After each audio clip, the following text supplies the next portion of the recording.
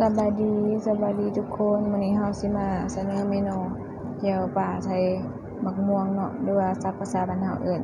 ต้นน้ำปลาแดกใส่มะม่วงนั่นแหละทุกคนหลังจากที่เฮาได้ข้างหม้อแล้วเอาเครื่องปรุงลงใส่หม้อเราท่าให้น้ำมันร้อนเนาะทุกคนแล้วตอนนี้น้ำเฮาร้อนแล้วเฮาเอาปลาลงใส่เลยทุกคนในขณะที่รอท่าปลาให้มันสุกเนาะทุกคนเฮาจะไปเสียบมะเขือตำแจ่วหลังจากที่เสียบมะเขือแล้วทุกคนเฮาเอาลงไปเผาไฟเลยจีผักบัวใส่ได้เนาะทุกคนตามความมักของไผลาวเนาะหลังจากที่มะเขือทั้งสุกเฮาจะไปข้างหม้อปะเพื่อเฮาจะเอาผักไปลวกทุกคนในขณะที่เราถา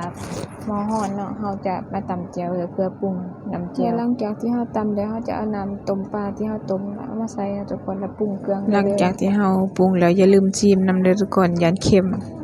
ปรุงสำเร็จแล้วทุกคนวันนี้เฮาเตรียมทอกใส่ถ้วยเลยขั้นตอนสุดท้ายเนาะแม่นเอาผักหอมใส่ตามด้วยฝักมะม่วงใส่เด้อทุกคนหลังจากนั้นเฮาจะไปเบิ่งหม้อเฮาเนาะหม้อร้อนแล้วสุดท้ายนี้ก็ฝากกดไลค์กดแชร์เป็นกำลังใจให้เด้อแล้วก็จะได้หน้าตา